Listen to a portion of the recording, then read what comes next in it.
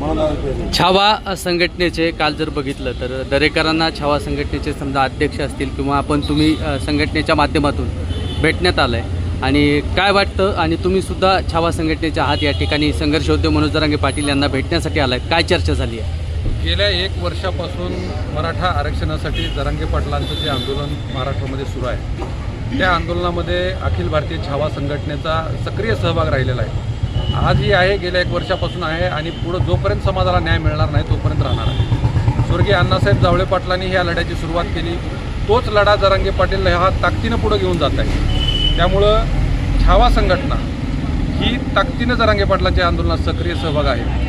तर दरेकर आणि नानासाहेब जावळे पाटलांची ही जी भेट आहे ही भेट त्यांची व्यक्तिगत भेट असेल, त्याला कुणी मराठा आरक्षणाचा कुणी त्याला गालबोट लावण्याचा प्रयत्न करू नये आणि जर तसा काही त्यांचा उद्देश असेल तर अखिल भारतीय छावा संघटनेची भूमिका ही समाजासोबत आणि संघर्ष योद्धा मनोज जरांगे पाटलांसोबत आहे. त्यांच्याविरुद्ध काय पावलं उचलली जातील? सर्व छावा संघटनेचे जिल्हाध्यक्ष सध्या महाराष्ट्रभराचे या ठिकाणी पोहोचलेत, काय भावना आहेत सगळ्यांच्या? नानासाहेब जावळे पाटलांनी काल दरेकरांची भेट घेतली ही खरं आहे, परंतु भेट घेऊन जर दरेकरांच्या कानफाडात मारला असेल तर त्याचं स्वागत अखिल भारतीय छावा संघटना आणि महाराष्ट्रातल्या मराठा समाजाने केलं. परंतु ही जर भेट समाजाच्या या आंदोलनामध्ये विष कालवण्यासाठी असेल तर या गोष्टीला किंवा या भेटीला समाज आणि संघटना कधी माफ करणार? पुढे चालून अभियान सुद्धा सुरू होणार आहे सरकारच्या वतीनेही, त्या अभियानातही जावळे पाटील दिसतील तर त्यावेळेस काय बोलाल? आम्ही संघटना म्हणून जावळे पाटलांना आव्हान करू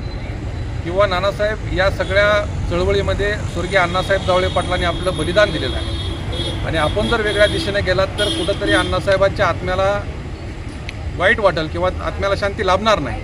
आम्ही कार्यकर्ते म्हणून पदाधिकारी म्हणून नानासाहेबांनाही आव्हान करू आणि याच लढ्यात सामील होण्याचं आव्हान करू. येत्या काळामध्ये नानासाहेबांनी जर नाही ऐकलं तर काय पावलं उचलले जातील? संघटना लेवलला जे काही कारवाई व्हायची ती होत राहील. शेवटी स्वर्गीय अण्णासाहेब जावळे पाटलांनी त्यागातून बलिदानातून ही संघटना उभी केलेली आहे.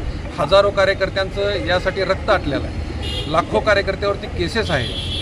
हा 1 दिवसाचा उभा राहिलेली संघटना नाही, खूप कष्टातून त्यागानं उभा राहिलेली संघटना आहे. अवघ्या 35व्या वयामध्ये अण्णासाहेब जावळे पाटलांनी महाराष्ट्रातच नाही तर आजूबाजूचे 5 ते 6 राज्यात ही संघटना पोहोचवली आणि जर या संघटनेला छोट्याशा गोष्टीतून कुठंतरी गालबोट लागत असेल आणि संघटना संपत असेल तर अखिल भारतीय छावा संघटनेचे जे काही पदाधिकारी आहेत हे पदाधिकारी कधीही शांत बसणार नाहीत आणि हे जो काही डाव मांडला तो हाणून पाडल्याशिवाय राहणार नाही. बरं, संघर्ष योद्धे मनोज जरांगे पाटील यांच्यासोबत काय चर्चा झाली आणि चर्चेतून काय निष्पन्न आलंय किंवा काय बोलला? जरांगे पाटलांना आम्ही गेल्या 1 वर्षापासून आश्वस्त केलेलं आहे की जो लढा मराठा आरक्षणाचा स्वर्गीय अण्णासाहेब जावळे पाटलांनी उभा केलेला आहे तोच लढा आपण ताकदीनं पुढे घेऊन जात आहात. तरी छावा संघटनेचा एक सक्रिय सहभाग आपल्यासोबत आहे आणि ही काही नुसता सहभाग नाही तर जरांगे पाटलांची ढाल बनून ही छावा संघटना आपल्यासोबत काम करणार आहे आणि भविष्यात करत आहे.